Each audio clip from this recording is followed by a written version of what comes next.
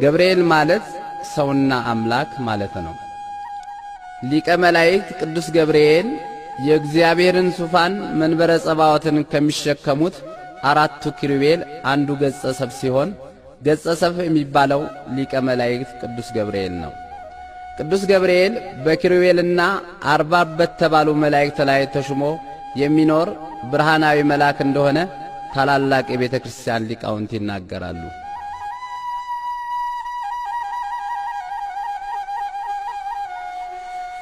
ሊቀ መላእክት ቅዱስ ገብርኤል ከኪሩቤል አንዱ ስለሆነ ቅሩበ እግዚአብሔር አሐዜ መንጦላይት ሰዓሌ ምሕረት በመሆኑ እኔ በእግዚአብሔር ፊት የምቆመው ቅዱስ ገብርኤል ነኝ ሲል ተናግሯል።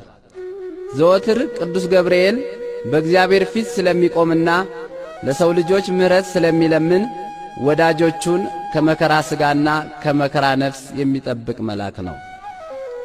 ሊቀ መላእክት ቅዱስ ገብርኤል በመጀመሪያ ጊዜ ማኅበረ መላእክትን እንኳ ሳይቀር ያረጋጋ መልአክ በመሆኑ መልአከ ሰላም ይባላል።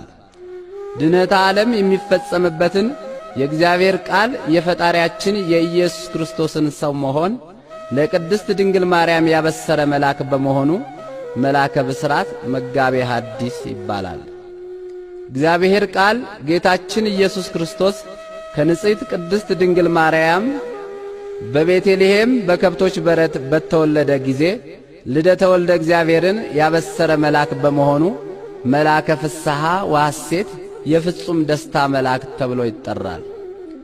ሊቀ መላእክት ቅዱስ ገብርኤል በሰው ልጆች ጭንቅና መከራ ጊዜ ስሙ ሲጠራ ፈጥኖ ለተቸገሩ ሰዎች የሚደርስ ከማንኛውም አስከፊና አስደንጋጭ መከራ የሚታደግ ኃያል መልአክ በመሆኑ መልአከ ኃይል ተብሎ ይጠራል።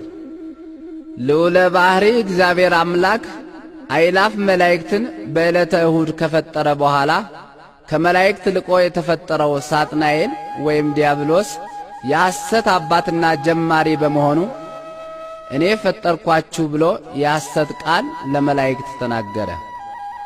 በዚያን ጊዜ ለማኅበረ መላእክት ወይቤሎሙ ንቁም በበህላዌነ እስከንረክቦ ለአምላክነ በማለት የሰላም መልአክ ቅዱስ ገብርኤል የፈጠረንን እግዚአብሔር እስከምናገኝ ድረስ በያለንበት ንቁም ብሎ ማኅበረ መላእክትን አረጋግቷል።